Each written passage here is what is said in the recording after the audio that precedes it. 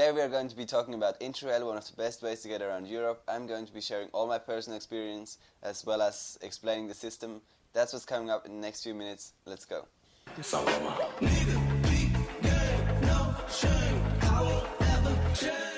Interrail is basically a system that allows you to hop on every train in Europe and ride it around different countries. This allows you to see different countries in just one travel, and there are different options that we will get to in just a second. If you're currently planning a trip with Interrail, I must say that's a great idea. And there isn't too much to plan before you're leaving either. You just need to get online on interrail.eu and buy a ticket there. Then hop on a train and explore Europe. When you got to your first place, you just need to find a place to stay. Of course, that has nothing to do with the Interrail ticket. The ticket just allows you to use the trains, but it doesn't include accommodation, of course. You spend a few days at the city and then you move on however you like and how fast you like, of course. There are so many positives about traveling with Interrail. The first trip that I did was after I graduated from high school, and that was just the ultimate feeling of freedom you can imagine. We bought a ticket for nearly every country in Europe, and we were allowed to just travel around and explore whatever we wanted. So that's what's really special for me about Interrail. It's just that magic golden ticket that gives you this incomparable amount of freedom. It's also very simple to get around, so I would definitely recommend to do that if you are, let's say, a beginner's traveler. Trains in Europe are usually very reliable and also very comfortable. So instead of having to drive by yourself, even if you have your driver's license, you can just relax and see the country through the train window. There are a few countries in Europe that don't participate in the Interrail system, such as Moldova, Albania, Ukraine, Belarus, Estonia, Latvia, Russia, Lithuania, and I'm sorry to tell you, also the Principality of Liechtenstein is not included. So how do you buy these tickets that I've been talking about for so long now? You just get on the webpage, link will be in the description, of course, and choose between two main different options. So you've got your global pass.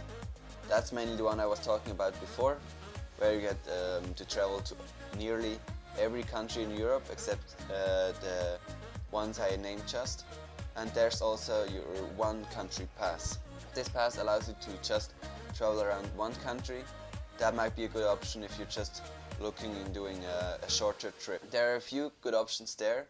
For example, the Benelux countries, so the Netherlands, Belgium and Luxembourg, they count as one, and you can get a one country pass for all of these three countries.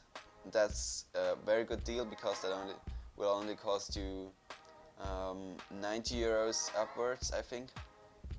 Also, other cheap countries are Macedonia and Serbia. There are always a few sales going on, so make sure to check that before you're leaving. Right now there's 15% off for your global passes and also 15% off for your one country passes. Let's say you buy one of these global passes.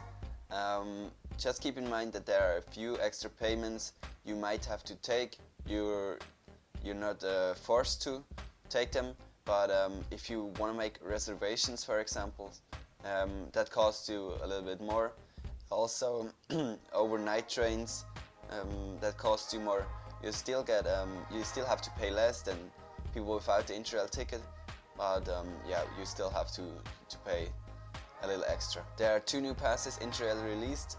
They're called premium passes, and these are the passes where reservations are already included. These passes exist for Italy and also for Spain. So if you're going to these two countries, you might want to consider buying one of them. I myself have traveled with Interrail 2 times now. First trip I did, as I said, was just after high school. We did a big trip around Europe Started in Prague, then went to Amsterdam, Brussels, London, Dublin, Belfast, then Edinburgh. We took a train to Copenhagen, went to Gothenburg and Stockholm, and then we went back home. And I can only recommend doing a similar trip like that, because in my opinion Interrail is made for countries in Western Europe, and also if you're going in summer you'll just have the perfect time. You'll meet so many people that are doing the same kind of route, especially around Amsterdam. So yeah, really popular cities and lots of people to meet. Then a few months ago I wanted to be a little bit more adventurous. I went by myself and I started in Venice, then traveled to Ljubljana, from there to Zagreb, the capital of Croatia, then from there to Split, Dubrovnik, and I traveled on in the Balkans. What I have to say about the Balkans is that there aren't many train connections. For example, I got to Bosnia and there was supposed to be a train connection that I was really looking forward to, but it was just not working, and it has been off for 1.5 years. I won't be talking too much about prices because the most up-to-date version is normally online. You can do, for example, 10 days within a 1 month period. That will cost you 301 euros. The priciest pass you can buy is the one where you can travel on every day within a period of a month. If you buy the ticket where you can travel on every day within a month, that means that you can take one train journey on each day of the month. And one train journey means that you're going from one stop to the next. So it doesn't really matter how long the distance is between these two stops. You just need to clarify before you're going from where to where you want to travel, and of course travel can't take more than 24 hours. So that's all I have to say for now about Interrail. Make sure you go subscribe because it's all about traveling for me all the time. And yeah, thank you for watching and see you next time.